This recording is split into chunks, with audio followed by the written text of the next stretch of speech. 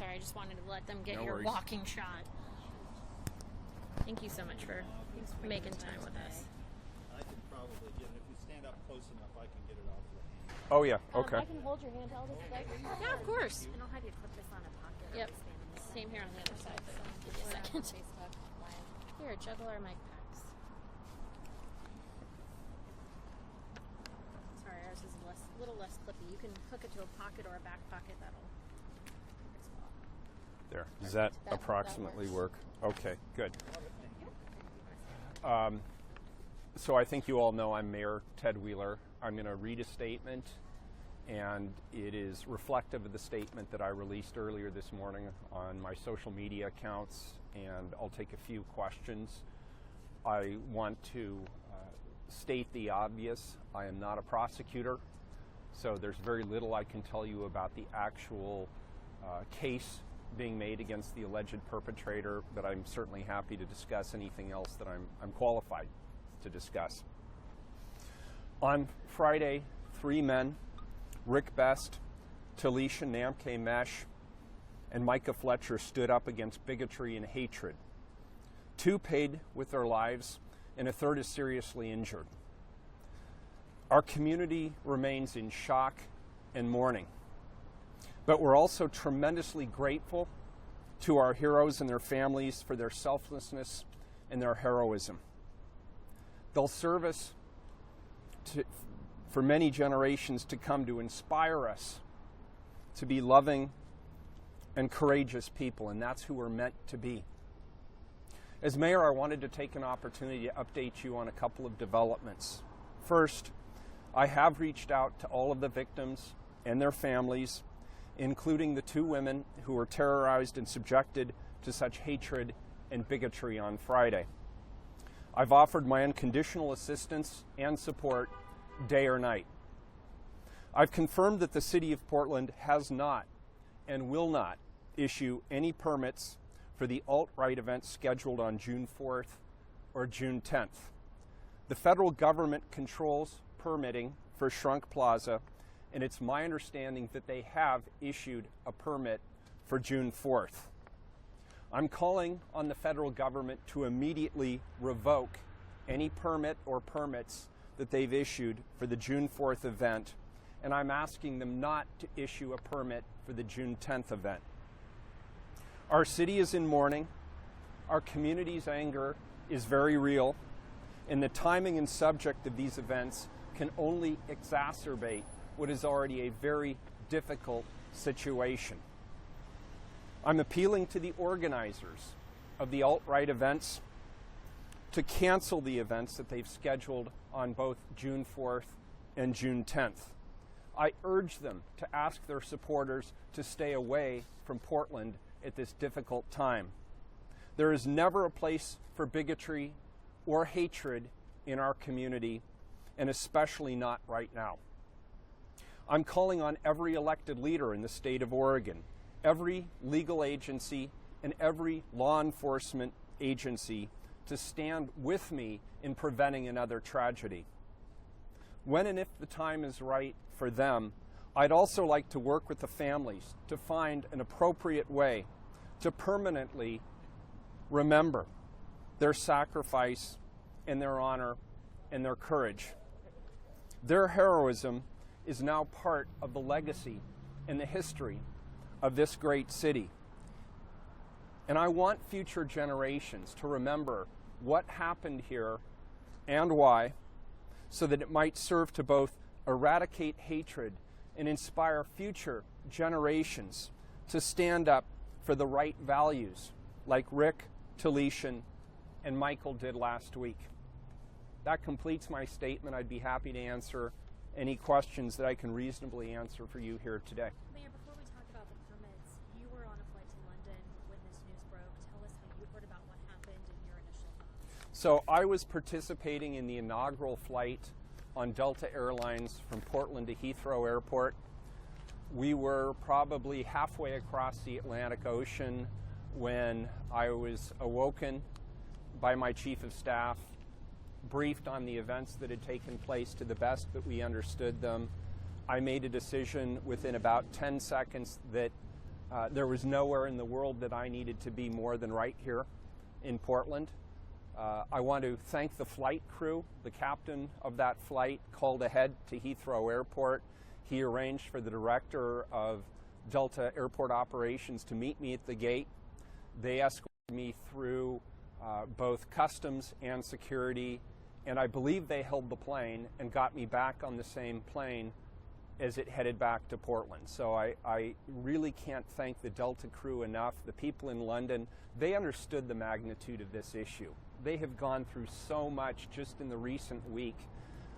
And when they heard about this attack, they pulled out the stops to make sure that I could get back to this city as the mayor of this city. They understood it, and I'm really appreciative.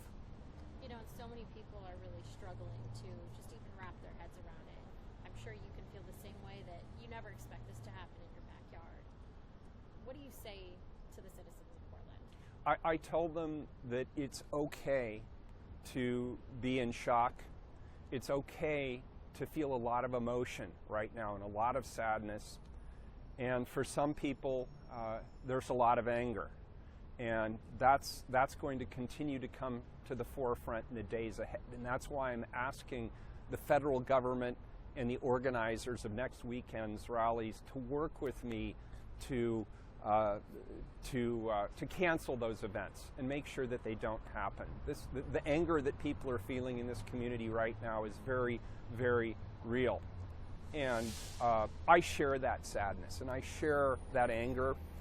And so I guess what I'd tell the people of this community, what I'm hanging on to right now is the fact that there were 3 men in this community who were willing to lay it all on the line. They were willing to give their lives to stand up for people they didn't know, young women who were maybe different from them, and they were willing to give it all. And 2 of them did. They gave their lives, and a third lies seriously injured in a hospital. That's inspiring to me.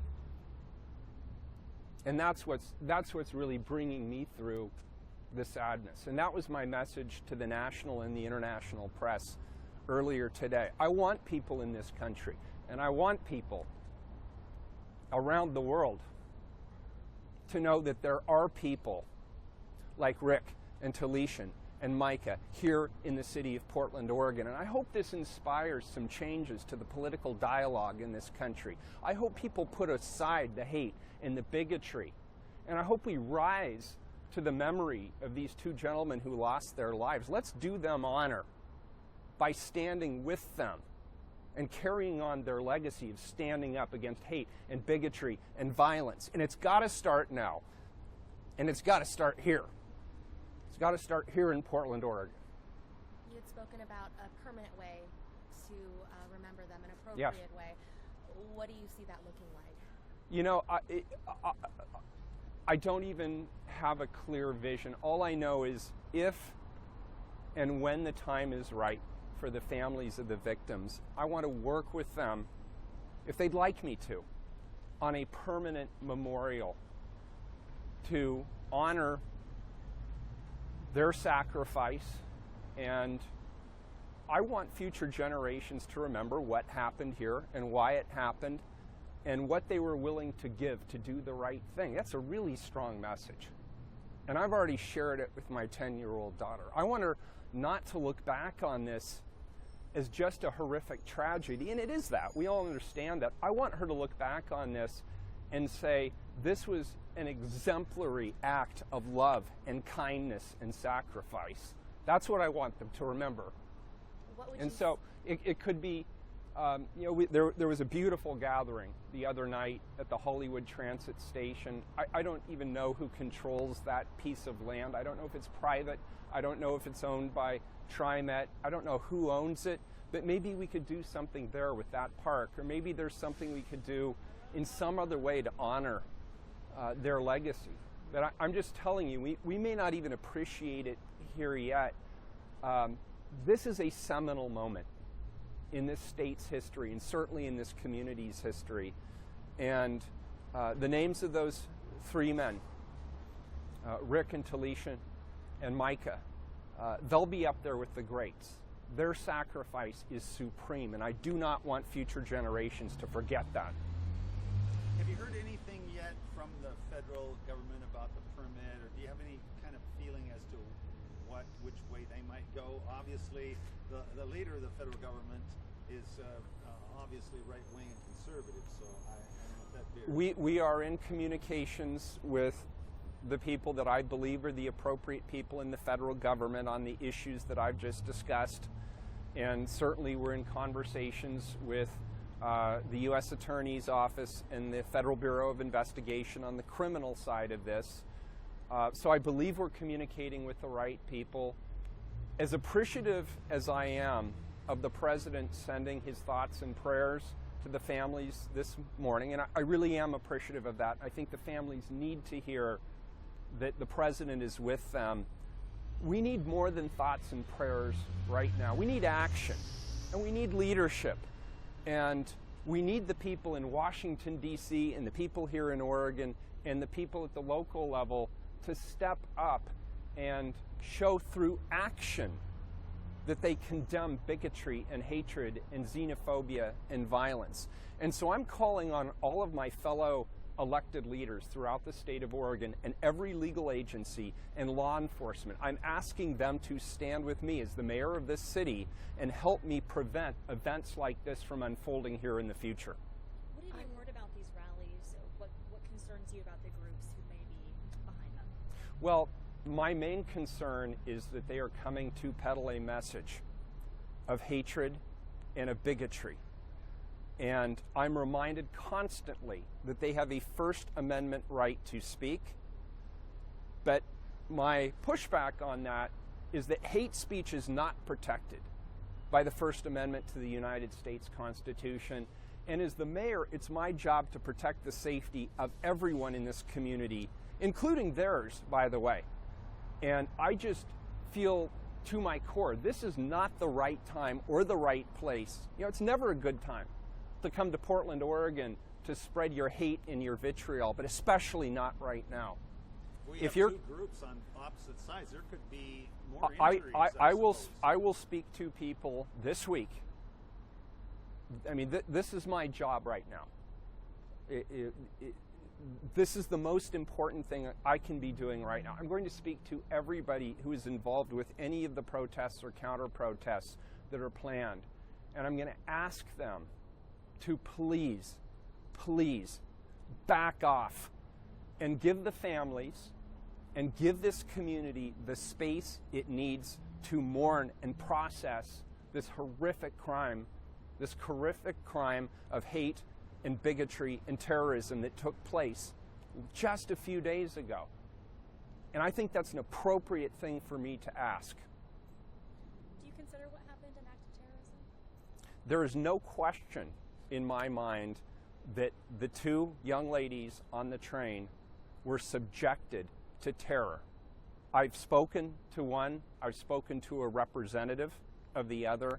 They were and they are terrified. And anytime somebody comes onto a train and starts spouting this hateful vitriol and then pulls a knife, what else would you call it? A lot of people are bringing up their concerns for their own safety now on public transit here in Portland, bringing up maybe we need something to change. Are there any plans or talks or anything like that to maybe let people feel rest assured? Yes, I can tell you as the mayor that we are absolutely very concerned about public safety on our transit lines.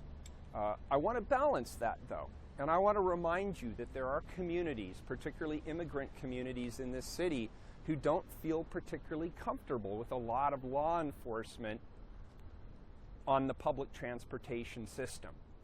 And that has been reflected to me very recently by both one of the victims of this crime as well as some of the representatives who are working with them to help them process it and get through it. So we have to have a balanced approach, and I'm going to work with law enforcement in the police bureau and others, TriMet obviously, they're their trains, to talk about how we can find the right balance so that people can go about their daily lives and not fear this kind of hateful crime.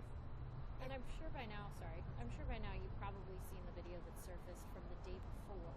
Yes. Allegedly involving Jeremy Christian. Do you have any thoughts on that? I mean, it was pretty aggressive stuff even the day before that he was saying. Had somebody turned him in, would something have been done? What do you say to that, I guess? You know, it's too early for me to honestly tell and give you a good message on this. But it's really clear. This guy is not new to the idea of hateful and bigoted and biased speech. This is something that he proudly displays on his own social media account. And so I know that law enforcement and the investigators and the FBI and the U.S. Attorney will be looking at all of that as they weigh their legal case going forward. All I can say as a non-lawyer and as the mayor of this city is this guy was just brimming with hate. He was brimming with it. And I think we'll be second-guessing ourselves a lot about whether there was more we or others could have done to have prevented this in the future. And that's why I'm standing here right now, to make sure this kind of thing doesn't happen again. And one more question. If you could speak directly to Micah, say something directly to Micah, and if to Leishan, if Rick could hear that too, what would you say to these three men? I would say what I've already said to Micah's father and to the families of the others. Thank you. Thank you for raising and supporting such incredible people. I mean, this community is mourning their loss, but we are so much better as a community for having people like that in it. And I want to thank the families. Let's not forget the families here. You know, they will never get over this. They will live with this for the rest of their lives. And so I want them to hear from me and from the public and from the country and the world that we appreciate the sacrifices their sons and their father made. And we should honor them. We should honor that sacrifice. I mean, folks, we all know that this divisiveness and this hatred and this bigotry that seems to be crossing our country like a wave, it's gone too far. And these three guys stood up on a train in Portland, Oregon, and pushed back against the wave. And so what I would tell them is thank you for your courage. And now it's up to us. I'd say to the rest of us, now we got to back that. They took the action. They took the bigger risk. They made the bigger sacrifice. Now we've got to stand up and back them. And we will. That's what I'd tell the families. We will. Thank you, Evan. Thank you. Thank you, Mr. Mayor. Thank you. Yeah. I'll grab the mics off of you. We really appreciate you making time Thank you. and speaking today. Oops, sorry. Wondering too with these protests. Oh, jeez. None.